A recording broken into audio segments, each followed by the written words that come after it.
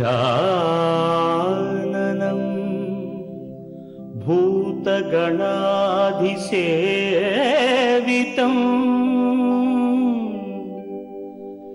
कपित्थजम्बू फलसारभक्षितम्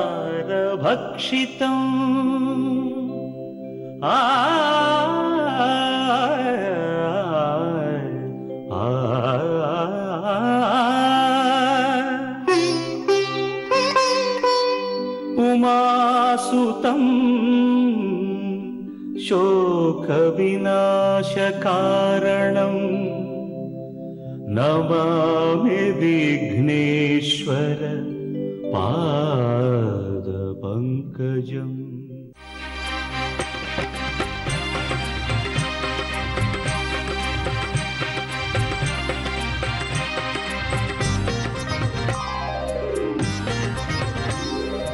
ओम श्रीनिवास ओम श्रीनिवास ओम श्रीनिवास ओम श्रीनिवास நாள்தோறும் உனை நான் பாட வேண்டும்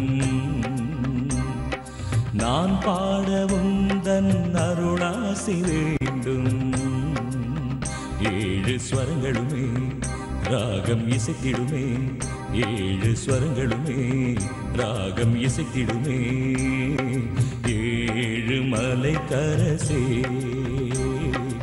ஏழு மலை கரசே ஓம் ஸ்ரீனிவாசா ஓம் ஸ்ரீனிவாசா ஓம் ஸ்ரீனிவாசா ஓம் ஸ்ரீனிவாசா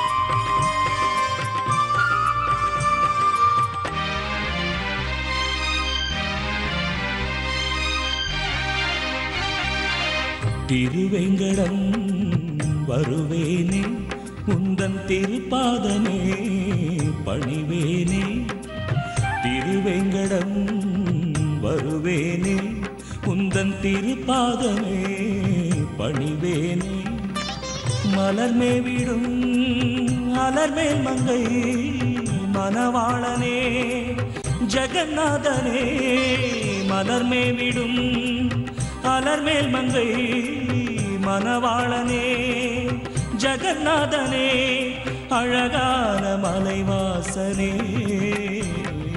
ஓம் ஸ்ரீனிவாச ஓம் ஸ்ரீனிவாச ஓம் ஸ்ரீனிவாச ஓம் ஸ்ரீனிவாச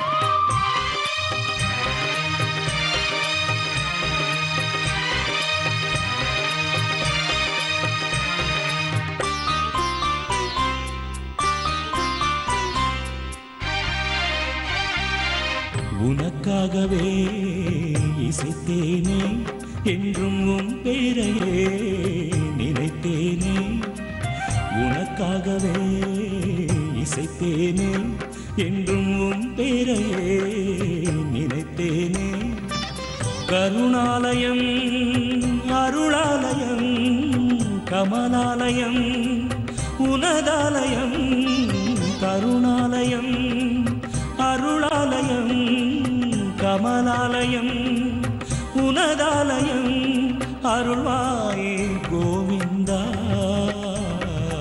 ஓம் ஸ்ரீனிவாச ஓம் ஸ்ரீனிவாச ஓம் ஸ்ரீனிவாச ஓம் ஸ்ரீனிவாச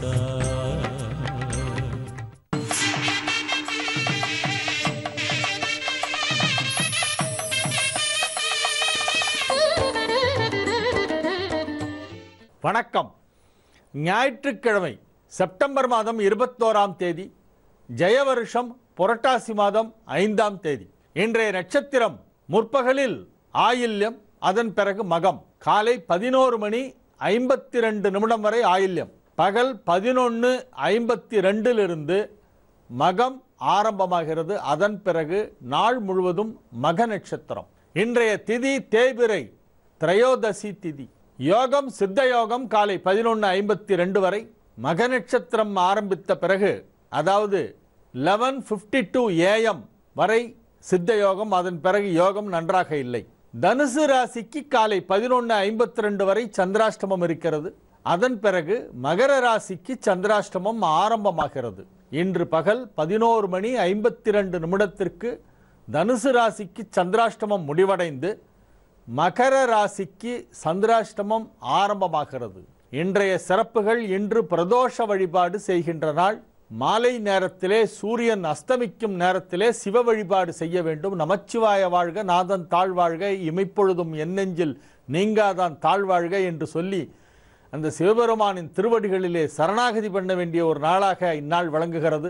அந்யதா சரணம் நாஸ்தி துவமேவ சரணம் மமா தஸ்மாத் காருண்ய பாவேன ரட்சரட்ச மகேஸ்வரா என்று சொல்லி அவனது திருவடி கமலங்களிலே சரணடைய வேண்டும். இன்றைய தினம் பிரதோஷ வழிபாடு செய்வதன் மூலமாக நமக்கு பல நன்மைகள் கிடைக்கும். ராகு காலம் இன்று 4:30 மணி முதல் 6 மணி வரை. யமகண்டம் பகல் 12 மணி முதல் 1:30 மணி வரை. குளிகை நேரம் 3 மணி முதல் 4:30 மணி வரை. நல்ல நேரம் என்னும் சுப ஹோரைகள் காலை 7 மணி முதல் 9 மணி வரை, 11 மணி முதல் 12 மணி வரை, பகல் 2 மணி முதல் 4 மணி வரை, மாலை 6 மணி முதல் 7 மணி வரை, இரவு 9 மணி முதல் 11 மணி வரை. இன்றைய கிரக நிலவரம்: கடகத்தில் குரு சந்திரன், சிம்மத்தில் சுக்கிரன், கன்னியில் சூரியன் புதன் ராகு, துலாமில் சனி, விருச்சிகத்தில் செவ்வாய், மீனத்தில் கேது. காலை 11:52 சந்திரன் கடகராசியிலிருந்து நகர்ந்து சிம்ம ராசிக்குள் செல்கிறது.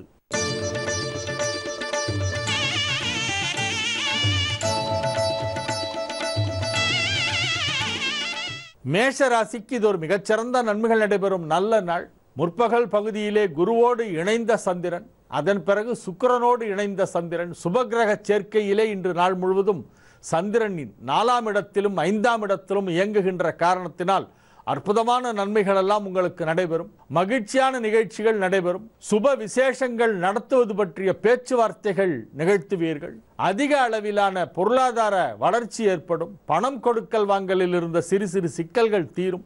தன லாபம் ஏற்படக்கூடிய ஒரு மிகச்சிறந்த நாளாக இந்த நாள் விளங்குகிறது. அதிக அளவிலே நன்மைகள் நடைபெறும் மகிழ்ச்சியான நல்ல நாள். ரிஷப ராசிக்கு இது ஒரு மிகச்சிறந்த நன்மைகள் நடைபெறும் நல்ல நாளாக விளங்குகிறது. ராசிக்கு 3ஆம் இடத்திலே குருவோடு இணைந்திருக்கும் சந்திரன் காலை 11:52 கடகத்திலிருந்து நகர்ந்து சிம்மத்தில் உள்ள ராசி அதிபதி சுக்கிரனோடு இணைந்து விடுகிறது. ஆகவே ரிஷப ராசிக்கு இது ஒரு மிகச்சிறந்த நன்மைகள் நடைபெறும் நல்ல நாளாக விளங்கும். அதிக அளவிலான நன்மைகள் நடைபெறும். தாயாரின் ஆரோக்கியம் பாதிக்கப்பட்டிருந்தால் இப்பொழுது குணமாகிவிடும். ஆரோக்கியத்தில் உள்ள சிறு சிறு பின்னடைவுகள் எல்லாம் நீங்கி மனதில் உற்சாகமும் உடலில் சுறுசுறுப்பும் ஏற்படக்கூடிய ஒரு நாளாக இந்த நாள் விளங்கும். நன்மைகள் அதிக அளவில் நடைபெறக்கூடிய ஒரு மிகச் சிறந்த நாளாக இந்நாள் விளங்கும். திருமண வயதிலே இருக்கும் ரிஷபராசிக்காரர்களுக்கு திருமண பேச்சுவார்த்தை வெற்றிகரமாக நடந்து முடிகின்ற ஒரு நல்ல நாள். மாணவ மாணவியரின் கல்வி முன்னேற்றம் மிகச்சிறப்பாக இருக்கும். கல்வியிலே அதிக ஆர்வம் ஏற்படும். மற்ற மாணவ மாணவிகள் படிப்பதை பார்த்து நாமும் இதைப்போல் படிக்க வேண்டும், நாமும் பரிசுகள் பெற வேண்டும் என்ற ஒரு ஆர்வத்தோடு வேகத்தோடு குழந்தைகள் படிப்பார்கள். அத்தகைய ஒரு அற்புதமான நாளாக இந்த நாள் விளங்குகிறது. மிதுன ராசிக்கு இது ஒரு மிகச்சிறந்த நன்மைகள் நடைபெறும் நல்ல நாள். ராசிக்கு 2ஆம் இடமாகிய கடகத்திலே குருவோடு இணைந்திருக்கும் சந்திரன் காலை 11:52 3ஆம் இடம் சென்று அங்கே சுக்கிரனோடு இணைகிறது. மலரும் நினைவுகள் போட்டு பார்ப்பீர்கள். பழைய விஷயங்கள்லாம் உங்கள் நினைவுக்கு வரும். நீண்ட நாட்களுக்கு பிறகு சில நண்பர்களை சந்திக்கக்கூடிய ஒரு அற்புதமான சந்தர்ப்பம் ஏற்படும். மகிழ்ச்சியான நிகழ்ச்சிகளிலே கலந்து கொள்வீர்கள். பொழுதுபோக்கு அம்சங்கள் நிறைந்த ஒரு நாளாக இந்நாள் விளங்கும். இயல் இசை நாடகம் போன்ற கலைத்துறை சார்ந்தவர்களுக்கெல்லாம் இது ஒரு மிகச்சிறந்த நன்மைகள் நடைபெறும் நல்ல நாள். மிகச்சிறப்பான நிலையிலே கிரகங்கள் அமைந்துள்ளன. ராசி அதிபதி புதன் 4ஆம் இடத்திலே உச்சம் பெற்றிருக்கிறது. சந்திரனின் சஞ்சாரம் இன்றைய தினம் உங்களுக்கு மிகவும் சாதகமாக இருக்கிறது. அதிக அளவிலே நன்மைகள் நடைபெறக்கூடிய ஒரு நல்ல நாளாக, அனைத்து விதமான நன்மைகளும் நடைபெறக்கூடிய ஒரு நாளாக இந்நாள் விளங்கும். தொழில் வளர்ச்சி, பொருளாதார முன்னேற்றம், மாணவ மாணவியரின் கல்வி முன்னேற்றம், குடும்பத்தில் சுப நிகழ்ச்சிகள் நடைபெறுதல் என அனைத்தும் நன்மைகளாகவே நடைபெறக்கூடிய ஒரு நல்ல நாள். கடக ராசிக்கு இது ஒரு மிகச்சிறந்த நன்மைகள் நடைபெறுகின்ற ஒரு நல்ல நாள். ராசி அதிபதி சந்திரன் ராசியிலே ஆட்சி பலம் பெற்று குருவோடு இணைந்திருக்கிறது. பகல் 11:52 சந்திரன் நகர்ந்து 2ஆம் இடம் சென்று அங்கே சுக்கிரனோடு இணைகிறது. லாபஸ்தானாதிபதி சுக்கிரன் தனஸ்தானமாகிய 2ஆம் இடத்தில் இருக்கும் பொழுது சந்திரன் போய் இணைகிறது. ஆகவே பொருளாதார ரீதியாக மிகப்பெரிய முன்னேற்றம் ஏற்படக்கூடிய ஒரு நல்ல நாளாக இது விளங்கும். மிகப்பெரிய நன்மைகள் எல்லாம் நடைபெறுகின்ற ஒரு நல்ல நாள். உடன் பிறந்தவர்களுடன் இருந்து வந்த சிறு சிறு கருத்து வேறுபாடுகள் எல்லாம் மறைந்துவிடும். தாய் வழி மாமாவுடனான கருத்து வேறுபாடுகள் ஏதேனும் ஏற்பட்டிருந்தால் அவையெல்லாம் இப்பொழுது நீங்கிவிடும். உற்றார் உறவினர்களிடையே நிலவி வந்த மனக்கசப்புகள் எல்லாம் நீங்கி அனைவரோடும் நல்லிணக்கம் ஏற்படுகின்ற ஒரு நாளாக இந்த நாள் விளங்கும். நன்மைகள் அதிக அளவிலே நடைபெறுகின்ற ஒரு மிகச்சிறந்த நாள். அற்புதமான நிலையிலே கிரகங்கள் எல்லாம் அமைந்திருக்கின்ற ஒரு நல்ல நாளாக இந்நாள் விளங்குகிறது. சிம்ம ராசிக்கு இது ஒரு மிகச்சிறந்த நன்மைகள் நடைபெறும் நல்ல நாள். மகிழ்ச்சியாக இருப்பீர்கள். ராசியில் சுக்கிரன் அமர்ந்து கொண்டு உங்களுக்கு பல நன்மைகளை செய்து கொண்டிருக்கிறது. 12ஆம் இடத்திலே குருவோடு இணைந்திருக்கும் சந்திரன் இன்று மதியம் 11:52 உங்கள் ராசிக்குள் வந்து விடுகிறது. முற்பகல் 11:52 உங்கள் ராசிக்குள் சந்திரன் வந்து விடுகிறது. ஆகவே மிகப்பெரிய நன்மைகள் நடைபெறும். மிக சிறப்பான நிலையிலே கிரகங்கள் எல்லாம் அமைந்திருக்கின்றன. ஆகவே அதிக அளவிலான நன்மைகளை நீங்கள் அடைவீர்கள்.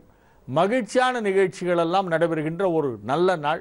அற்புதமான நிலையிலே கிரகங்கள் அமைந்திருக்கின்றன. ஆகவே தொழில் வளர்ச்சி மிக சிறப்பாக இருக்கும். பொருளாதார நிலையிலே நல்ல முன்னேற்றம் ஏற்படும். பேச்சை தொழிலாக கொண்டவர்களுக்கு இது ஒரு மிகச்சிறந்த நன்மைகள் நடைபெறும் நல்ல நாள். கன்னி ராசிக்கு இது ஒரு மிகச்சிறந்த நன்மைகள் நடைபெறும் நல்ல நாளாக விளங்குகிறது. ராசிக்கு 11ஆம் இடத்தில் இருக்கும் குருச்சந்திரன் சேர்க்கை காலை 11:52 வரை நீடிக்கிறது. அதன் பிறகு சந்திரன் 11ஆம் இடத்திலிருந்து நகர்ந்து 12ஆம் இடமாகிய சிம்மத்திற்கு வந்து சுக்கிரனோடு இணைகிறது. ராசி அதிபதி வலுவாக உச்சம் பெற்றிருக்கின்ற காரணத்தினால் மிகப்பெரிய நன்மைகள் எல்லாம் உங்களுக்கு இப்பொழுது நடைபெறும். எடுத்த காரியம் அனைத்திலும் வெற்றி காண்கின்ற நாள் என்று இந்த நாளை சொல்லலாம். நீங்கள் தொட்டது துலங்கும். எந்த ஒரு செயலை இந்நாளிலே நீங்கள் செய்தாலும் அதை வெற்றிகரமாக செய்து முடிப்பீர்கள். உங்களது முயற்சிகள் அனைத்தும் வெற்றிகரமாக நடந்து முடியும். அதிக அளவிலே நன்மைகள் நடைபெறக்கூடிய ஒரு நல்ல நாளாக இந்த நாள் இருக்கும். உற்றார் உறவினர் நண்பர்களின் ஒத்துழைப்பு கிடைக்கும். பொருளாதார நிலையிலே நல்ல முன்னேற்றம் ஏற்படும். தன லாபம் ஏற்படக்கூடிய ஒரு மிகச் சிறந்த நாளாக இந்நாள் விளங்கும். துலா ராசிக்கு இது ஒரு மிகச் சிறந்த நன்மைகள் நடைபெறும் நல்ல நாள். ராசிக்கு 10ஆம் இடத்திலே இருக்கும் சந்திரன் 11ஆம் இடத்திற்கு வந்து ராசி அதிபதியோடு இணைகிறது. காலை 11:52 சந்திரன் மாற்றம் பெறுகிறது. 10ஆம் இடம் 11ஆம் இடம் ஆகிய 2 இடங்களிலும் சந்திரன் சஞ்சரிக்கின்ற நாள் என்பதால் உங்களுக்கு அதிக அளவிலே நன்மைகள் நடைபெறக்கூடிய ஒரு மிகச் சிறந்த நாளாக இந்த நாள் இருக்கும். நீங்கள் எடுக்கும் காரியம் அனைத்தையும் வெற்றிகரமாக செய்து முடிப்பீர்கள். எதை செய்தாலும் அதை வெற்றிகரமாக செய்து முடிக்கின்ற ஒரு நாள். ஆரோக்கியம் சிறப்பாக இருக்கும். பொருளாதார நிலையிலே நல்ல முன்னேற்றம் ஏற்படும். லாபஸ்தானமாகிய 11ஆம் இடத்திலே ராசி அதிபதி சுக்கிரன் அமைந்திருக்கும் பொழுது சந்திரனும் அங்கு வந்து இணைகிறது. ஒரு யோகம். மிகப்பெரிய நன்மைகள் நடைபெறும் ஒரு நல்ல நாளாக இந்த நாள் விளங்கும். அதிக அளவிலே நன்மைகள் நடைபெறும். மகிழ்ச்சியாக இருப்பீர்கள். விருச்சிக ராசிக்கு இது ஒரு மிகச்சிறந்த நன்மைகள் நடைபெறும் நல்ல நாள். பாக்யஸ்தானமாகிய 9ஆம் இடத்திலே குருச்சந்திரன் சேர்க்கை ஏற்பட்டு காலை 11:52 வரையிலே அந்த கிரக சேர்க்கை நீடிக்கிறது. அதன் பிறகு சந்திரன் 9ஆம் இடத்திலிருந்து நகர்ந்து 10ஆம் இடத்திற்கு வந்து அங்கே சுக்கிரனோடு இணைகிறது. மிகச்சிறந்த நன்மைகள் எல்லாம் நடைபெறுகின்ற ஒரு நல்ல நாள். மிக அற்புதமான நன்மைகள் எல்லாம் நடைபெறுகின்ற ஒரு நாளாக இந்த நாள் விளங்கும். பெரும்பாலான கிரகங்கள் இப்பொழுது உங்களுக்கு சாதகமாக இருக்கின்றன. ராசி அதிபதி ராசியிலே ஆட்சி. 2-5 குடைய குரு 9ஆம் இடத்திலே உச்சம் பெற்றிருக்கிறது. 7 குடைய சுக்கிரன் 10ஆம் இடத்திலே இருக்கிறது. 11ஆம் இடத்திலே புதன் உச்சம் பெற்றிருக்கிறது. இப்படி வலுவான நிலையிலே கிரகங்கள் எல்லாம் அமைந்திருக்கின்றன. ஆகவே வாழ்க்கையில் நடைபெற வேண்டிய மிக முக்கியமான நிகழ்வுகள் அனைத்தும் இப்பொழுது நடந்துவிடும். அவரவர் வயதிற்கும் விருப்பத்திற்கும் தகுதிக்கும் ஏற்ப எது நடக்க வேண்டியமோ அது நடக்கும். திருமண வயதிலே இருந்தால் இப்பொழுது திருமணம் நடக்கும். கல்வி படித்துக் கொண்டிருக்கும் மாணவ மாணவியராக இருந்தால் கல்வியிலே மிகப்பெரிய வெற்றி கிடைக்கும். உத்தியோகத்திற்காக முயற்சி செய்து கொண்டிருந்தால் நல்ல வேலை கிடைக்கும். அதிலே பதவி உயர்வு எதிர்பார்த்து கொண்டிருந்தால் இப்பொழுது அதுவும் கிடைக்கும். வியாபாரம் செய்து கொண்டிருப்பவர்களுக்கு மிகப்பெரிய ஒரு தன லாபம் கிடைக்கும். கலைத்துறையினருக்கு புகழ் செல்வம் இரண்டும் கிடைக்கும். அரசியலில் உள்ளவர்களுக்கு மிகப்பெரிய ஒரு பதவி கிடைக்கும். இப்படி அனைத்து தரப்பினருக்கும் அனைத்து துறையினருக்கும் அனைத்து வயதினருக்கும் மிகப்பெரிய நன்மைகள் நடைபெறக்கூடிய ஒரு நல்ல நேரம் இப்பொழுது விருச்சிக ராசிக்கு. குறிப்பாக இந்த நாள் அதிக அளவிலே நன்மைகள் நடைபெறக்கூடிய ஒரு நல்ல நாளாக விளங்குகிறது. தனுசு ராசிக்கு சந்திராஷ்டமம் காலை 11:52 வரையிலே இருக்கிறது. 11:52 பகல் 11:52 வரை சந்திராஷ்டமம். அதன் பிறகு சந்திரன் 9ஆம் இடத்திற்கு நகர்ந்து விடுகிறது. ஆகவே முக்கிய பணிகள் ஏதேனும் இருந்தால் அவற்றையெல்லாம் நண்பகல் 12 மணிக்கு மேல் செய்யவும். மதிய நேரத்திற்கு பிறகு உங்களுக்கு சில முக்கியமான நல்ல தகவல்கள் வந்து சேரும், நன்மைகள் நடைபெறும். இது ஒரு நல்ல நாள். மகர ராசிக்கு இது ஒரு நன்மை செய்யும் நாளாக முற்பகுதி விளங்குகிறது. பகல் 11:52 வரையிலே உங்களுக்கு மிகவும் சாதகமான ஒரு கிரக அமைப்பு இருக்கிறது. அதன் பிறகு சந்திராஷ்டமம் ஆரம்பமாகி விடுகிறது. ஆகவே முக்கியமான பணிகளை 11:52 அதாவது இன்றைய முற்பகல் நேரத்திலே நீங்கள் முடித்து கொள்ள வேண்டும். மதிய நேரத்தில் நீங்கள் அதிகமாக வெளியே அலைய வேண்டாம், ஓய்வு எடுத்துக் கொள்ளுங்கள். மாலை நேரத்திலே ஆலயத்திற்கு சென்று பிரதோஷ வழிபாடு செய்துவிட்டு வாருங்கள். இன்று பிரதோஷம், செவ்வாய்க்கிழமை மாலை அமாவாசை, இன்னைக்கு பிரதோஷம். ஆகவே நீங்கள் மதிய நேரத்திற்கு பிறகு முக்கிய பணிகளை தவிர்த்து விடுவது நல்லது. கும்பராசிக்கு இது ஒரு மிகச்சிறந்த நன்மைகள் நடைபெறும் நல்ல நாளாக விளங்குகிறது. ராசிக்கு 6ஆம் இடத்திலும் 7ஆம் இடத்திலும் சந்திரன் இருக்கக்கூடிய ஒரு நாள். 7ஆம் இடத்தில் சந்திரனும் சுக்கிரனும் ஒன்றாக இணைகின்றன.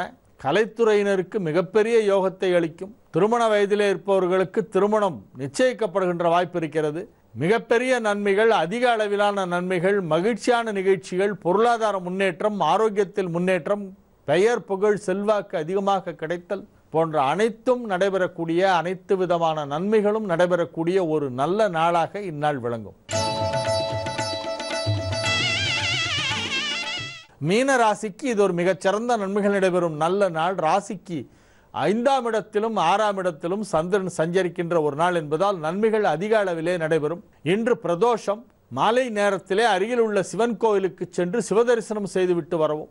அனைத்து விதமான நன்மைகளும் பிரதோஷ வழிபாட்டின் மூலமாக நீங்கள் அடையலாம். சிவன் கோவிலுக்கு செல்லும் பொழுது வில்வம் எடுத்துக்கொண்டு போக வேண்டும். பெருமாள் கோயிலுக்கு சென்றால் துளசி எடுத்துக்கொண்டு போக வேண்டும்.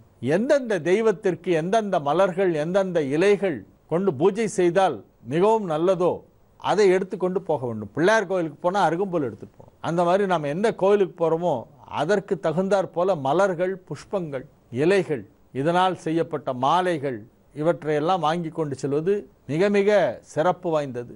கோவிலுக்கு செல்லும் பொழுது வெறும் கையோடு செல்லக்கூடாது, ஏதாவது எடுத்துகிட்டு போகணும். நம்ம ஃப்ரெண்டு ஒருத்தர் கோயிலுக்கு போகும்போது வெறுங்கையோடு போக மாட்டார். ஒரு பெரிய டிஃபன் பாக்ஸ் எடுத்துகிட்டு போவார். அங்கே ஏதாவது வெண்பொங்கல், சக்கரை பொங்கல் கொடுத்தா போட்டு எடுத்துகிட்டு வரதுக்கு. அந்த மாதிரி பண்ண கொடுத்தோடாது. நான் சொல்கிறது ஏதாவது நம்ம ஆஃபர் பண்ணோம் கோவிலுக்கு. ஆகவே சிவன் கோவிலுக்கு செல்பவர்கள் வில்வ இலைகளை எடுத்துக்கொண்டு போய் கோவிலுக்கு கொடுக்க வேண்டும். இன்றைக்கு பிரதோஷம். மீன ராசிக்கு அஷ்டமச்சனி நடைபெற்று கொண்டிருக்கிறது. இன்னும் 3 மாத காலத்திற்கு இருக்கிறது அஷ்டமச்சனி. டிசம்பர் மாதம் 16ஆம் தேதி வரையிலே அஷ்டமச்சனி நீடிக்கிறது. ஆகவே இப்பொழுது சிவ வழிபாடு சற்று அதிகமாக செய்ய வேண்டும். இன்றைக்கு பிரதோஷம். நீங்கள் அருகில் உள்ள ஆலயத்திற்கு சென்று சிவதரிசனம் செய்துவிட்டு வாருங்கள். உங்களுக்கு நன்மைகள் அதிக அளவில் நடைபெறும். ஒரு சிறிய இடைவேளைக்கு பிறகு பரிகார ஸ்தலங்கள் பகுதியிலே தேவார பாடல் பாடப்பட்ட சிவஸ்தலங்கள் 276 என்னும் நிகழ்ச்சியின் தொடர்ச்சியினை பார்ப்போம். गंगातरंग रमणीय जटाकलापं गौरी निरंतर विभूषित वामभागं नारायण प्रिय मनंग मदापहारं वाराणसीपुरपतिं भज विश्वनाथं वाचामगोचरमनेक गुणस्वरूपं वागीश विष्णु सुरसेवित पादपीठं वामेन विग्रहवरेण्य कलत्रवन्तं वाराणसीपुरपतिं भज विश्वनाथं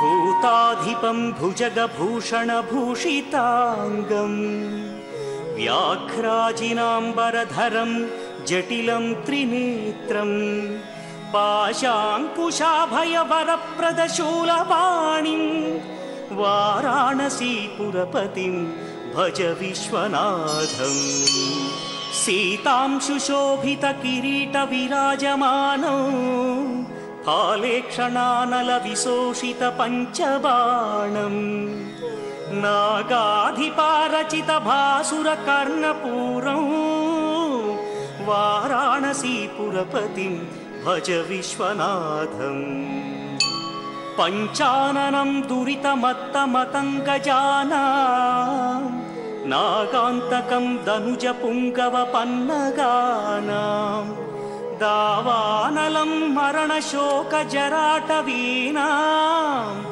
वाराणसीपुरपतिं भज विश्वनाथम् तेजोमयं सगुणनिर्गुणमद्वितीयम् आनन्दकन्दमपि राजितमप्रमेयम् नागात्मकं सकलनिष्कळमात्मरूपं वाराणसीपुरपतिं भज विश्वनाथम् ॐ नमः शिवाय। பரிகார ஸ்தலங்கள் பகுதியிலே நாம் பாடல் பெற்ற சிவஸ்தலங்கள் 276 என்னும் நிகழ்ச்சியினை தொடர்ந்து பார்த்து வருகிறோம். தொண்டை நாட்டு தலங்கள் 32 நாம் இப்பொழுது பார்த்து கொண்டிருப்பது காஞ்சிபுரம் ஸ்ரீ ஏகாம்பரேஸ்வரர், காமாட்சி அம்மன், குமரக்கோட்டம் கோவில்கள். குமரக்கோட்டம் முருகனை பற்றி இதற்கு முந்தைய நிகழ்ச்சியிலே சொன்னேன். 20ஆம் நூற்றாண்டிலே பாம்பன் சுவாமிகளுக்கு வந்து காட்சி கொடுத்த இடம். கச்சியப்ப சிவாச்சாரியார் கந்தபுராணம் அரங்கேற்றம் செய்த பொழுது ஒரு சில புலவர்கள் இந்த பாட்டிலே பிழை இருக்கிறது என்று சொல்லி இங்கே அதை அரங்கேற்ற அனுமதிக்கவில்லை. பழங்காலத்திலெல்லாம் ஒருவர் யாராவது ஒரு பெரிய காவியம் படைத்தால் அதை பொதுவாக அனைவரையும் அழைத்து அனைத்து கவிஞர்கள் முன்னிலையில் அந்த பாடல்களை பாடிக்காட்டி அதை அனைவரும் ஒப்புக்கொள்ள வேண்டும். அவ்வாறு செய்தால்தான் அந்த நூலை அரங்கேற்ற முடியும் என்பது பழைய காலத்திலே நியதி. அவ்வாறு அறிஞர் பெருமக்களால் சோதனைக்குட்படுத்தப்பட்டு அதன் பிறகே ஒரு நூல் வெளிவர தகுதி பெறுவதாக பழைய காலத்திலே கருதப்பட்டன. அக்காலகட்டத்திலே கந்தபுராணம் எழுதிய கச்சியப்ப சிவாச்சாரியார் அந்நூலை அரங்கேற்றுவதற்காக குமரக்கோட்டம் கோவிலுக்கு வருகிறார். காஞ்சிபுரத்திலே அவர் இந்த கோவிலிலேயே இருந்தவர். இக்கோவிலிலே இறைத்தொண்டு ஆற்றியவர், பூஜை செய்து கொண்டிருந்தவர், மிகப்பெரிய ஒரு தமிழ் புலவர். அவர் ஆக்கியதுதான் கந்தபுராணம். அந்த கந்தபுராண நூலை அரங்கேற்றம் செய்ய முற்பட்ட போது அங்கே காஞ்சிபுரத்திலே இருந்த தமிழ் புலவர்கள் சிலர் அதிலே சில ஆட்சேபங்களை தெரிவித்தனர். திகட சக்கர என்னும் சொல் தமிழிலே வராது, திகடம் என்னும் முதல் எழுத்தாக வரக்கூடிய வாய்ப்பு இல்லை, இது இலக்கண ரீதியாக பிழை என்று சொல்லி அதை தடுத்து நிறுத்திவிட்டனர். நூலை அரங்கேற்றம் செய்வதற்காக ஆவலோடு வந்த கச்சியப்ப சிவாச்சாரியாருக்கு மனம் வாடியது. முருகப்பெருமானிடம் முறையிடுகிறார். உன்னை பற்றி ஒரு அற்புதமான உனது கந்தபுராணத்தை நான் நூலாக எழுதி அதை அரங்கேற்றும் நேரத்திலே இப்படி ஒரு இடையூறு வந்திருக்கிறதே, இதற்கு நான் என்ன செய்வது என்று கேட்கும் பொழுது, நீ கவலைப்படாதே, நாளை அதே அவையிலே மீண்டும் அனைத்து புலவர்களையும் அழைத்து நீ அரங்கேற்றம் செய், உன்னை நான் பார்த்து கொள்கிறேன் என்று முருகப்பெருமான் அசிரீரியாக இந்த குமரக்கோட்டம் கோவிலிலே பதிலளிக்கிறார். மீண்டும் நாளை தினம் தான் அரங்கேற்றத்தை வைத்துக் கொள்வதாக சொல்லி ஒரு நாள் ஒத்தி போட்டு மறுநாள் அரங்கேற்றம் செய்கிறார். கந்தபுராணம் அரங்கேற்றத்திற்கு வரும்பொழுது மீண்டும் அதே புலவர்கள் அதே விஷயத்தை ஒரு பெரிய பிரச்சனையாக்கி அதை வைத்துக்கொண்டு அவரை இலக்கணப்பிழை இருக்கிறது, இதை நாங்கள் அனுமதிக்க மாட்டோம் என்று அனைவரும் ஆட்சேபம் தெரிவிக்கின்றனர். அப்பொழுது அங்கிருந்து ஒரு இளம் புலவர் ஒருவர் எழுந்து வருகிறார். அவர் வந்து, நானும் தமிழ் புலவன்தான், இந்த நூலிலே என்ன குற்றம் கண்டீர்கள் என்று கேள்வி கேட்கிறார். உடனே அவர்கள் இந்த திகட என்னும் சொல் முதற் சொல்லாக வர முடியாது என்பதை பற்றி விளக்கி கூறுகிறார்கள். வீர சோழியம் என்னும் நூலிலே இதற்கு ஆதாரம் இருக்கிறது, இது இலக்கணப்படி பிழை அல்ல என்று அந்த இளம் புலவர் விளக்கம் அளிக்கிறார். அனைவரும் அதை ஒப்புக்கொள்கின்றனர். இது சற்றேறக்குறைய தருமிக்கு 1000 பொற்காசுகள் அளிக்க வரகுணபாண்டிய மன்னன் முற்பட்ட போது நக்கீரர் அதை தடுத்து நிறுத்தி இதிலே பிழை இருக்கிறது என்று சொல்லி அதற்காக சிவனே வந்து வாதிட்டு இப்புலவர் கொண்டு வந்த நூலிலே பாடலிலே குற்றம் கண்டுபிட்டவர் யார் என்று சொல்லி திருவிளையாடல் சினிமாவிலே நீங்கள் பார்த்திருப்பீர்கள். சிவபெருமான் வந்து தர்மிக்காக வாதிட்டு ஜெயித்து நக்கீரர் குற்றத்தை முற்றிலுமாக அதை ஆட்சேபித்தார். குற்றம் குற்றம்தான், நெற்றிக்கண்ணை திறப்பினும் குற்றம் குற்றமே என்று நக்கீரன் சொன்னதெல்லாம் நமக்கு தெரியும், திரைப்படத்தில் பார்த்திருக்கிறோம். அதே போன்ற ஒரு நிகழ்வு கந்தபுராண அரங்கேற்றத்தின் போது முருகப்பெருமானால் இங்கே நிகழ்த்தப்பட்டது. கந்தபுராணம் அரங்கேற்றத்தின் பொழுது இலக்கணப்பிழை இருப்பதாக சிலர் கூறியதை ஆட்சேபித்து முருகப்பெருமானே ஒரு இளம் புலவர் வேடத்திலே இத்தலத்திலே தோன்றி அந்த புலவர்களிடம் வாதாடி ஜெயித்து இதில் இலக்கணப்பிழை இல்லை என்பதை நிரூபித்து அதன் பிறகு கந்தபுராணம் அரங்கேற்றம் நடைபெற்றது. அதன் பிறகு இந்த இளம் புலவர் யார், இவரை நம் ஊரில் பார்த்ததே இல்லையே, காஞ்சிபுரத்தில் இப்படி ஒரு புலவர் இருக்கிறதே தெரியாதே, இவர் யார், இவர் ஏன் வந்து கச்சியப்ப சிவாச்சாரியாருக்கு பரிந்து பேசினார், இவர் யார் என்று இவர்களெல்லாம் யோசிக்கும் பொழுது முருகப்பெருமான் மனித வடியிலே வந்தவர் மறைந்து விடுகிறார். அதன் பிறகுதான் இறைவனே இந்த நூலுக்கு ஆதரவாக வந்து பேசியிருக்கிறார் என்பதை புரிந்து கொண்டு மற்ற புலவர்களெல்லாம் கச்சியப்ப சிவாச்சாரியாரை வணங்குகின்றனர். இவ்வாறு கந்தபுராணம் நூல் அரங்கேற்றத்தின் பொழுது தமிழ் இலக்கணத்திற்கு முருகப்பெருமான் வந்து விளக்கமளித்த இடம் இந்த குமரக்கோட்டம். தமிழ்க்கடவுளாகிய முருகப்பெருமான் தமிழ் இலக்கணத்திற்கு விளக்கம் அளித்து புலவர்களை சமாதானப்படுத்திய இடம்தான் குமரக்கோட்டம் முருகன் கோவில் காஞ்சிபுரத்திலே. இத்தலத்திலே யோக நிலையிலே தர்மசாஸ்தா போல ஒரு கோலத்திலே இங்கே முருகப்பெருமான் இருக்கிறார். முருகப்பெருமான் இங்கே வந்து சிவபூஜை செய்த இடம். குமரக்கோட்டம் என்பது முருகப்பெருமான் சிவபூஜை செய்த இடம். எதற்காக முருகப்பெருமான் இங்கே வந்து சிவபூஜை செய்தார்? பொதுவாக ஏதேனும் ஒரு பாவம் செய்துவிட்டால், பாவம் செய்ய நேர்ந்தால், அல்லது மறந்து போயோ தெரியாமலோ ஏதேனும் பாவம் செய்துவிட்டால், யாராக இருந்தாலும் சரி, தேவர்களாக இருந்தாலும் ரிஷிகளாக இருந்தாலும் மகான்களாக இருந்தாலும் மனிதர்களாக இருந்தாலும் யாராக இருந்தாலும் ஏதேனும் ஒரு பாவம் செய்துவிட்டால் அதற்கு பிராயச்சித்தமாக சிவபூஜை செய்வார்கள். இது எல்லா புராணத்திலையும் வரும். மகாபாரதம் ராமாயணம் உட்பட ஏதாவது பாவம் பண்ணிட்டு அதுக்கு என்ன பிராயச்சித்தம் பண்ணோன்னா சிவபூஜை பண்ணணும். அது எந்த பெருமாளுடைய அவதாரத்திலையும் எல்லா அவதாரத்திலையும் தாம் செய்கின்ற சம்ஹாரங்களெல்லாம் முடித்துவிட்டு அதன் பிறகு வந்து ஒரு சிவபூஜை செய்து விட்டு போவார். ராமராக இருக்கட்டும் கிருஷ்ணா இருக்கட்டும் எல்லாரும் இதுதான் பண்ணியிருக்காங்க. முருகப்பெருமான் இங்கே வந்து சிவபூஜை செய்தார். அப்போ முருகர் என்ன தப்பு பண்ணார்? எதுக்காக பிராயச்சித்தமாக இங்கே வந்து சிவபூஜை பண்ணார்? சிவபூஜை செய்வது என்பதே நாம் செய்த பாவங்களுக்கு பிராயச்சித்தமாகத்தான் செய்யப்படுகிறது. மிகப்பெரிய பிராயச்சித்தம் அதுதான், மிகச்சிறந்தது. பாவங்களை போக்குவது சிவபூஜை. முருகப்பெருமான் இங்கே வந்து சிவபூஜை செய்தார். எதற்காக என்பதை பற்றி அடுத்த நிகழ்ச்சியிலே பார்ப்போம். நாளைய நிகழ்ச்சியிலே இதன் தொடர்ச்சியை நாம் பார்க்கவிருக்கிறோம். காஞ்சிபுரம் குமரக்கோட்டம் பற்றிய தகவல்களை நாம் நாளைய தினமும் பார்க்கவிருக்கிறோம். இன்றைய நிகழ்ச்சியை நிறைவு செய்து கொண்டு உங்களிடமிருந்து இப்பொழுது விடை பெற்றுக் கொள்வது உங்கள் வழிகாட்டி ஜோதிடர் ஹரிகேசநல்லூர் வெங்கட்ராமன். வணக்கம். ஜெய கணேச ஜெய கணேச ஜெய கணேச தேவா,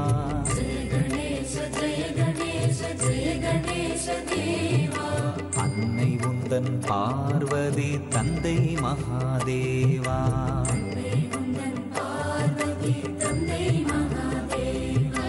ஜெய கணேச ஜெய கணேச ஜெய கணேச தேவா, அன்னை உந்தன் பார்வதி தந்தை மகாதேவா.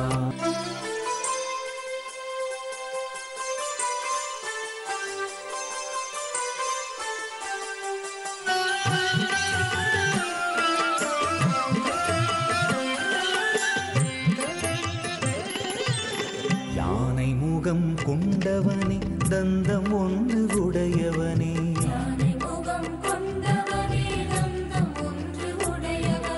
நெற்றியிலோ சிந்தூரம் எலியன்றோ வாகனம்,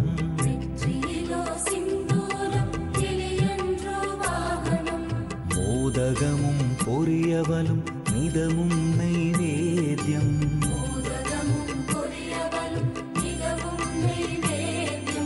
அருகம்புல் வெற்றிலை மலர்களாலே பூஜையும்,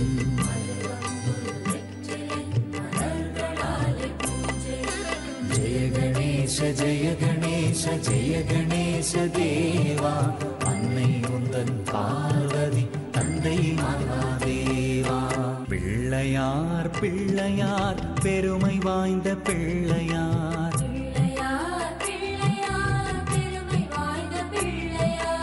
ஐந்தெழுத்து மந்திரத்தை நெஞ்சில் நாட்டும் பிள்ளையார்,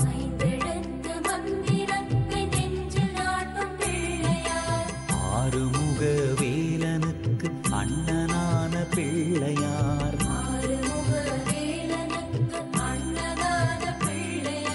நேரும் துன்பம் யாவையும் நீக்கி வைக்கும் பிள்ளையார்,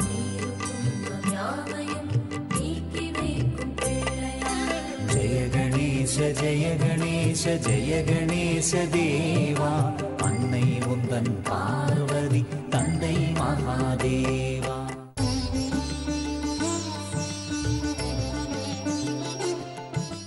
யோகப்பட்டேன பத்தாங்கம் திரிநேத்திரம் சாந்த விக்கிரகம் தியாயே சமஸ்த தோஷக்னம் பாதாத்மஜமகல்மஷம்.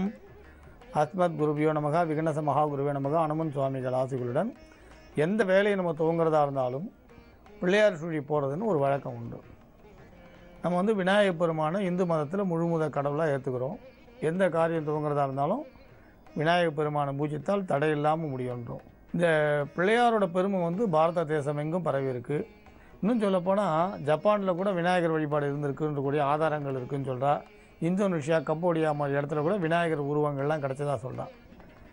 நேபாளத்தில் போனால் கூட உங்களுக்கு பார்த்திங்கன்னா ஒரு சின்ன வித்தியாசம் தான். நம்ம விக்னேஸ்வரன் சொன்னால் அவள் விக்னேஸ்வரன்றா, நம்ம பீன்னு சொல்கிறத அவள் பீன்னு சொல்கிறா. பீன்ற உச்சரிப்பை பீன்னு உச்சரிக்கிறான். அங்கேயும் விநாயகர் வழிபாடு பிரதானமாக இருக்குது, நம்ம பார்க்குறோம். அந்த காலத்தில் அங்கே வங்க கலிங்க 51 தேசங்களாக இருந்தது. ஆனால் பிள்ளையார் வழிபாடு இருந்தது எல்லா இடத்துலையும் பாரத தேசம் முழுக்க பரவி இருந்தது. வியாச பகவானுக்கு விநாயகர் உதவி பண்ணது எல்லாருக்கும் தெரியும். ஔவையார் கைலாயம் போகிறதுக்கு விநாயகர் பெருமான் உதவி பண்ணது எல்லாருக்கும் தெரியும். விநாயகர் வந்து ரொம்ப எளிமையான கடவுள். நீங்கள் வந்து மஞ்சளில் எடுத்து வைக்கலாம், வெள்ளத்தில் எடுத்து வைக்கலாம், பசுஞ்சாணியில் வருவார். நீங்கள் எங்கே ஆவாகனம் பண்ணாலும் லகுவாக வந்து அருள் பாலிக்கக்கூடியவர். நம்ம வேண்டான்னு ஒதுக்கக்கூடிய அருகம்புல்லையும் அவர் சந்தோஷம் பண்ணுறார். பார்த்திங்கன்னா விலை உயர்ந்த தாமரை பூவால் அர்ச்சனை போட்டு அப்படிலாம் சொல்ல, சாதாரண அருகம்புல் எளிமையாக கிடைக்கக்கூடிய அருகம்புல்லால் அர்ச்சித்தாலும் மகிழ்ச்சி அடைகிறார். நீங்கள் விநாயகர் ஒரு சமயம் பார்த்தீங்கன்னா ஒரு சங்கடகர சதுர்த்தி அன்னைக்கு ஒரு பெண் அருகம்புல்லை வந்து அறுத்து எடுத்துகிட்டு வரா. ஒரு கட்டாக கட்டி எடுத்துகிட்டு வரா. ஆடு மேய்க்கிறவா அதை வந்து ஒரு இடத்துல வைக்கிறா. அப்போ அந்த அருகம்புல்லை வந்து ஒரு கண்ணுக்குட்டி வந்து சாப்பிட்ணுன்னு இழுக்கிறது. அப்போ அது காற்றுல அப்படியே பறக்கிறது, பலத்த காற்று அடிக்கிறது, காற்றுல பறக்கிறது. அந்த காற்றுல பறந்த அருகம்புல் வந்து விநாயகரோட காலில் போய் விழுந்துதான். அன்றைக்கி சங்கடகர சதுர்த்தி சாயந்தர வேலை. அதனால் சங்கடகர சதுர்த்தி அன்னைக்கு பசியோடு இருந்து கண்ணுக்குட்டி அந்த அருகம்புல்லை எடுத்ததுனால அதுலேருந்து பறந்து போய் விநாயகர் காலில் விழுந்ததுனால அருகம்புல்லால் விரதம் இருந்து பூஜித்த பலன் அந்த கண்ணுக்குட்டிக்கு கிடச்சதாகவும் அது அடுத்த ஜென்மாவில் ராஜாவாக பிறந்ததாக சொல்வாள். அந்த அருகம்புல்லை அந்த நேரத்தில் கட் பண்ணி எடுத்துகிட்டு வந்து அந்த பிள்ளையார் கோயில்கிட்ட வச்ச புண்ணியத்தில் அந்த பெண் வந்து ராஜகுமாரியாக பிறந்ததாக சொல்வாள். அதனால் விநாயகப் பெருமான் விரதங்களில் இந்த சங்கடகர சதுர்த்தி விரதத்தை பிரமாதமாக சொல்லுவாள். பௌர்ணமிக்கு 4வது நாள் வரக்கூடியது. அதனால் விநாயகரோட பூஜைன்றது ரொம்ப அற்புதமானது. இப்போ சொல்ல போகிற உச்சிஷ்ட கணபதி மகா மந்திரம்ன்றது பெரிய விஷயம். 51 கணபதியில் ராஜ கணபதி, மகா கணபதி, லக்ஷ்மி கணபதி, இந்த கணபதியில் நடன கணபதி. அதில் உச்சிஷ்ட கணபதி வந்து உயர்ந்த மந்திரம். இது ஒரு ரகசியமான பிரயோகம். அதனால் அந்த பிரயோகங்களை பற்றி இங்கே நான் பேசலை. அந்த உச்சிஷ்ட கணபதியோட பிரயோகம்ன்றது பௌர்ணமி அன்னைக்கு செய்யக்கூடிய மகா பிரயோகம் ரகசியமானது. பெரும்பாலும் உச்சிஷ்ட கணபதி படமும் நிறைய இடத்துல நம்ம பார்க்க முடியாது. உயர்ந்த ஒரு நிலையில் இருக்கக்கூடியவர். உச்சிஷ்ட கணபதியை நாம் வந்து சாதாரணமாக வந்து மஞ்சளில் கூட ஆவாகனம் பண்ணி பூஜிக்கலாம். கட்டாயம் நமக்கு நினைச்ச காரியத்தை நினைத்தபடி சித்தித்து கொடுக்கக்கூடிய அற்புத மந்திரம். குண்டலி யோகம் பயிலக்கூடியவர்களுக்கும் சாயா புருஷ தரிசனம் முயற்சிக்கக்கூடியவர்களுக்கும் சாயா புருஷ தரிசனமும் குண்டலி யோகமும் எளிதில் சித்திக்க சுவாமியோட அனுகிரகம் தேவைன்னு சொல்லலாம். இந்த விநாயகப் பெருமான உச்சிஷ்ட கணபதியை தொடர்ந்து பூஜிக்கக்கூடியவர்களுக்கு நினைத்த காரிய சித்தி ஞான சித்தி உண்டாகும். நம்ம மாம்பழம் நினச்சி நம்ம மாம்பழம் சாப்பிட்ணும் ஆசைப்பட்டு மாமரத்தை வச்சாலும் அந்த மாம்பூ, மாவலை, மாமரம் நிழல் கொடுக்கறது, இப்படி பல பலன் கிடைக்கிற மாதிரி உச்சிஷ்ட கணபதி மந்திரத்தை நம்ம சத்ரு பயம் இல்லாமல் இருக்க செய்வினை விலகிறதுக்கு நினைத்த காரிய சித்திக்காக ஜபித்தாலும் ஞானத்தை வழங்கக்கூடிய ஒரு அற்புதமான மந்திரம். இந்த மந்திரம் வந்து ஏற்றிலடங்கா பெருமையுடையது. சங்கடகர சதுர்த்தி அன்னைக்கு ஆரம்பிக்கலாம், இல்லை பௌர்ணமி அன்னைக்கு ஆரம்பிக்கலாம். இப்போ சொல்ல போகிற இந்த மந்திரத்தை தொடர்ந்து 108 ஊர் 45 நாள் ஜபிக்கலாம். முடிக்கிற அன்னைக்கு கொழுக்கட்டை நைவேத்தியம் ரொம்ப விசேஷம். விபூதியில் பிரயோகம் பண்ணி நெத்தியில் வைத்தால் சகல லோகமும் வசியமாகும், ராஜவசியம் சொல்வாள். இப்போ தொலைக்காட்சியில் தெரிகிற அந்த மந்திரத்தை எழுதிக்குங்க. ஓம் நமோ பகவதே ஏகதம்ஸ்ராய, ஓம் நமோ பகவதே ஏகதம்ஸ்ராய அஸ்திமுகாய, அஸ்திமுகாய லம்போதராய, லம்போதராய உச்சிஷ்ட மகாத்மனே, உச்சிஷ்ட மகாத்மனே. ஆம் க்ரோம் க்ரீம் கம், ஆம் க்ரோம் க்ரீம் கம் கேகே ஸ்வாஹா. ஓம் நமோ பகவதே ஏகதம்ஸ்ராய அஸ்திமுகாய லம்போதராய உச்சிஷ்ட மகாத்மனே. ஆம் க்ரோம் க்ரீம் கம் கேகே ஸ்வாஹா. இப்போ தொலைக்காட்சியில் தெரிஞ்ச அந்த மந்திரத்தை எழுதினீங்களா? இது எல்லா சித்திகளையும் தரும்னு சொல்லுவாள். அதாவது இந்த அட்டமா சித்திகளையும் தரக்கூடிய சக்தி உண்டு.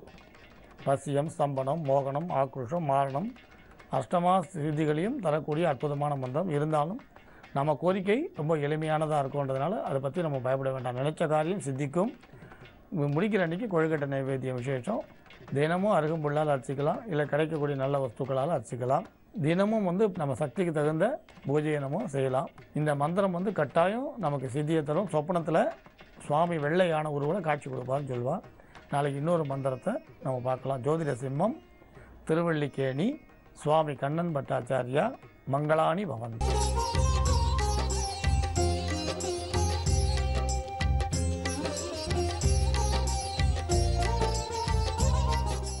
வணக்கம் நேயர்களே. இன்றைய வாஸ்து பகுதியில் நீங்கள் உங்களை மன திருப்திக்கு ஒரு பெரிய காரணத்தை சொல்கிறேன். நான் வசிக்கிற இடம் ரொம்ப சின்னதாக இருக்குங்க. நான் ஒரே ஒரு ரூமில் வசிக்கிறேங்க.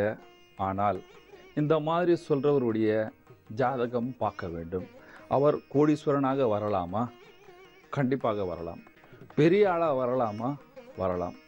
அந்த மாதிரி ஒரு மனிதன் வரும் பொழுது அவருடைய ஜாதகம் பார்த்து அவருடைய வீட்டை மாற்றி அமைச்சிட்டு இன்னைக்கு பல 1000 கோடிக்கு அதிபதியாக அவர் இருக்கார். இந்த மாதிரி எப்படி இருந்தார் அப்படின்னு பார்க்கும்பொழுது சில பேர் சொல்லுவாங்க, இவர் சாதாரணமாக இருந்தவர் தான்ப்பா, இன்னைக்கு பெரிய ஆள் ஆகிட்டார். எப்படி பெரிய ஆள் ஆகிட்டார்?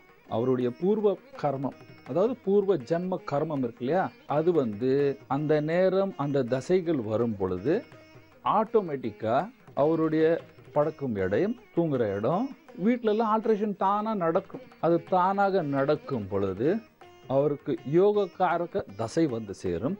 யோகக்காரக தசை வரும் பொழுது பாக்ய உதயம் ஆகும். பாக்ய உதயம் ஆகும் பொழுது பாக்யாதிபதி தசையும் 5 கூடிய கிரகமும் ஆட்சியில் வரும் பொழுது அவருக்கு உலகத்தில் பேரும் புகழோடும் வாழ்வார்கள். இப்பொழுது ஒரு வரைபடம், உங்களுக்கும் இந்த மாதிரி ஒரு வீடு இருந்தால் நீங்களும், நான் மாற்றி அமைச்சிட்டு ஒரு 3 படத்தை காட்டியிருக்கேன். இருந்தது, மாற்றின பிற்பாடு, அதுக்கப்புறம் இப்போ இருக்கிறதும் இதுவும் பார்த்துட்டு நீங்களும் இந்த மாதிரி மாற்றி அமைச்சிட்டு ஒரு பெரிய இண்டஸ்ட்ரியலிஸ்ட், அதாவது பெரிய உத்தியோக அதிபதியாக மாற வேண்டும் என்று நாங்கள் நினைக்கின்றோம். இப்பொழுது இந்த வரைபடத்தை பாருங்கள். கிழக்கு வாசல், ஈசானியத்தில் சமையலறை, வடக்கில் ஒரு ரூம், பின்னால் கொஞ்சம் பசுவெல்லாம் இருக்குது. இந்த இடத்துல சின்ன செட்டு, இதெல்லாம் காலியான இடம். இது ஒரு காலத்தில் இருந்த இடம். அப்பொழுதும் யாரும் சிந்தனை பண்ணவில்லை, இந்த மாதிரி சின்ன வசதியில் வசிக்கிறவர் பெரிய ஆளாக வருவாரா, வர முடியுமா, இருக்கைய என்ன செய்வது, ஒரு இந்த மாதிரி யார் வீட்டுக்கும் இருந்தால் என்ன செய்வது, இவர் வந்துட்டார் நம்மளும் வரலாமா, முயற்சி பண்ணால் கண்டிப்பாக ஒரு மனிதன் பேரும் புகழோடும் சுகமாகவும் வாழக்கூடாது. அதுக்கு கடுமையான உழைப்பும் ஒழிக்க வேண்டும். ஜோதிடம் பார்த்து வீட்டை மாற்றி அமைச்சிட்டு வீட்டில் தூங்கினா ஒன்றுமே நடக்காது இல்லையா? ஃபர்ஸ்ட் பாருங்கள் எப்படி மாற்றி அமைச்சோம், இந்த வீடை எப்படி சரி செய்வது, அதுதான் அமைச்சது. அதே வாசல், அக்னேயத்தில் சமையலறை, இந்த இடத்துல ரூம், அதாவது இந்த இடம் காலியாக இருந்ததை இந்த மாதிரி ஒரு ரூமாக கட்டிவிட்டோம். அப்பொழுது வசதி கம்மி தான் இல்லையா? வசதி இந்த மாதிரி இருந்து இந்த மாதிரி கட்டி விட்டாவே ஒரு மனிதனுக்கு நேரங்கள் மாறுகிறது அப்படின்னு அர்த்தம். நேரம் மாறும் பொழுது யோகங்கள் மாறும். அதனால கிழக்கு வாசல் வீடாக இருந்து ஒரே ரூம்ல இந்த மாதிரி எங்க வீட்டுல பின்னால பசு இருக்கு அப்படி இப்படின்னு சொல்றவங்க பயந்து விடாதீர்கள். வாழ்க்கையில் தைரியமாக இந்த மாதிரி மாற்றி அமைங்க. அக்னேயத்தில் சமையலும் இந்த இடத்துல ஒரு ரூம் கட்டி மேற்கில் தலை வச்சு கிழக்கில் கால் வச்சு படுங்க. டாய்லெட்டை இந்த இடத்துல மாற்றி அமைக்கலாம். அதே போல் வடக்கு வாசல் இருந்தாலும் இந்த மாதிரி அமைங்க. இந்த மாதிரி அமைச்சிட்டிங்கன்னா உங்களுக்கு எவ்வளோ பெரிய கஷ்டங்கள் இருந்தாலும் அது நாளாவாக நீங்கிவிடும் அப்படின்னு சொல்லலாம். இப்பொழுது அவர் வசிக்கிற வீடு பாருங்க. கிழக்குல வாசல், ஈசானியத்தில் பூஜை அறை, தெற்கில் ஒரு பெரிய ரூம், மாஸ்டர் பெட்ரூம், தெற்குல தலை வச்சு வடக்குல கால் வச்சு படுக்கிறாரு.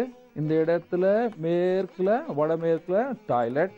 அவருடைய மகனுக்கு இந்த இடத்துல ரூம். இதுக்கு ஈசானியத்தில் வாசல். இந்த இடத்துல வாயுவில் வந்து ஒரு டாய்லெட், வடக்கில் ஒரு டோர் போட்டிருக்கார். அதாவது இந்த மாதிரி ஒரு வீடு இருந்தால், சாதாரணமாக மனிதன் இருந்தாலும் இந்த காட்டுற மாதிரி இந்த மாதிரி வரைபடத்தில் நீங்கள் வீடை கட்டிட்டீங்கன்னா, அதாவது எங்களுக்கு ஒரு கிழக்கில் ரோடு இருக்குங்க, நான் ஒரு வீடை கட்ட வேண்டும் அப்படின்னு நீங்கள் எவ்வளோ பேர் லெட்டர் எழுதுறீங்களோ அவர்களுக்கெல்லாம் ஒரு சுகமான வாய்ப்பு அப்படின்னு சொல்லுவேன். இதை பார்த்துட்டு இந்த மாதிரி வீடை கட்டி விடுங்க. மகேஸ்வரனை தேடி வர வேண்டிய அவசியமே இல்லை அப்படின்னு சொல்லுவேன். ஏன்னா இதுதான் சிறந்த வாஸ்து அப்படின்னு சொல்லுவேன். இந்த இடத்துல வாசல், இந்த இடத்துல பூஜை அறை, இங்கே வந்து சமையல், இந்த இடத்துல வாயுவில் வந்து சமையலுக்கு வாசல், அதுவும் வடக்கு திசை வாசல். இதுக்கு ஈசானிய வாசல், இதுக்கு ஈசானிய வாசல். வடக்கு இருந்தால் வடக்கில் மத்திய வாசல். இந்த மாதிரி கட்டிட்டீங்கன்னா நீங்களும் சொல்வீர்கள், நான் டிவியில் வாஸ்து பார்த்துட்டு இந்த மாதிரி வீடை கட்டிட்டு நான் சுகமாக வாழறேன். ஐயா, இந்த மாதிரி வீடு இருக்குது, என்ன தெய்வ பரிகாரம் செஞ்சால் நானும் இந்த மாதிரி ஒரு பெரிய வீடை கட்டலாம். இந்த மாதிரி வீடு இருக்குது, ஈசானியத்தில் சமையல் இருக்குது, என்ன பண்ணலாம்? ஈசானியத்தில் சமையல் இருக்கும் பொழுது தலை எரியும். யாரும் உங்கள் பேச்சை கேட்க மாட்டார்கள். சில நேரம் இந்த வீடை விட்டுட்டு வெளியே போய் வேலை செய்ய வேண்டிய நிலைமையும் உண்டாகும். ஒரு 5 வருஷம் யார்கிட்டயாவது வேலை போய் செஞ்சேன், நான் ரோட்டில் படுத்தேங்க, இன்றைக்கி நான் கோடீஸ்வரன் அப்படின்னு சொல்கிறவருடைய வீடெல்லாம் பார்த்திங்கன்னா இந்த மாதிரி தான் இருக்கும். என்ன பூஜை செய்வது? ஈசானியத்தில் சமையல் அறை இருந்து, அக்னேயத்தில் தண்ணி இருந்து, பின்னால் பசுவெல்லாம் இருந்து, பெரிய இடமாக என்ன பரிகாரம், தெய்வ பரிகாரம்? ஃபஸ்ட்டு இந்த மாதிரி பசு வெக்கா இந்த மாதிரி இருந்தால் என்ன செய்வது அப்படின்னு சொல்லும்போது, ஃபஸ்ட்டு டியூஸ்டே வியாழக்கிழமை, செவ்வாய்க்கிழமை நீங்கள் விநாயகர் கோயில் போங்க. செவ்வாய்க்கிழமை விநாயகர் கோயில் போயிட்டு, அதுவும் சதுர்த்தியாக இருந்தால் சங்கடஹர சதுர்த்தி அந்த நாள் போய் விநாயகரை பூஜை செய்து வர வேண்டும். விநாயகரை எப்படி பூஜை செய்ய வேண்டும் அப்படின்னு பார்க்கும்போது பாருங்கள், ஒரு தேங்காய் எடுத்துகிட்டு போங்க, முழு தேங்காய் எடுத்துகிட்டு போங்க, மட்டையோட தேங்காய் எடுத்துகிட்டு போய் கொஞ்சம் வெல்லம் எடுத்துகிட்டு போய் காலில் வச்சுட்டு உட்காந்து பூஜை பண்ணுங்கள். அது பெரிய விநாயகர் கோயில் போட்டுங்களா? வேண்டாம். சிவன் கோயிலில் எந்த விநாயகருக்கையாவது போயிட்டு அந்த தேங்காய் விட்டுட்டு அந்த இடத்துல கொஞ்சம் பிரசாதமாக வெல்லத்தை வைத்து பூஜை செய்யுங்கள். பூஜை செய்து அதே போல் சதுர்த்தி விநாயகரை போய் பார்த்துட்டு வாங்க. முடிஞ்சால் அந்த நாள் விரதமாக இருங்கள். விரதம் இருக்கும் பொழுது சாயந்தர நேரத்தில் எந்த பொருளிலும் உப்பு இருக்குது அந்த மாதிரி பொருளை சாப்பிடக்கூடாது. பழம் சாப்பிடலாம், பாலை சாப்பிடலாம். இந்த மாதிரி செஞ்சிங்கன்னா இந்த மாதிரி வசிக்கிற வீட்டில் இருக்கிறவருக்கு வீடு மாறுறதுக்கு வாய்ப்புகள் உண்டாகும். அதுக்கப்புறம் இந்த மாதிரி வீட்டில் வந்துட்டோம், கொஞ்சம் சுகமாக இருக்கும். என்ன செய்வது? ஞாயிற்றுக்கிழமை சூரியனை பூஜை செய்ய வேண்டும். சிவபகவான் கோயில் சென்று அபிஷேகங்கள் செய்ய வேண்டும். ஞாயிற்றுக்கிழமை நான் வெஜிடேரியன் சாப்பிடக்கூடாது. தலை அந்த வீட்டில் இருக்கிற மகள், மருமகள், அந்த வீட்டு எஜமானி ஞாயிற்றுக்கிழமை தலை குளித்தால் தலைக்கு எண்ணெயே வைக்காதீர்கள். இந்த மாதிரி செஞ்சீங்கன்னா நேர்களே, நான் சொல்கிறேன், கண்டிப்பாக நீங்கள் பெரிய சுகத்தை பார்ப்பீர்கள். நேர்களே, உங்களுக்கு இந்த மாதிரி ஏதாவது பிரச்சனை இருந்தால் நீங்கள் ஜி தமிழ் சேனலுக்கு எழுதி அனுப்புங்க. நான் அடுத்த நிகழ்ச்சியில் பார்த்து அதுக்கு பதில் சொல்கிறேன். நான் மகேஷ் வர்மா அடுத்த நிகழ்ச்சியில் பார்த்து அதுக்கு பதில் சொல்கிறேன். நன்றி, வணக்கம்.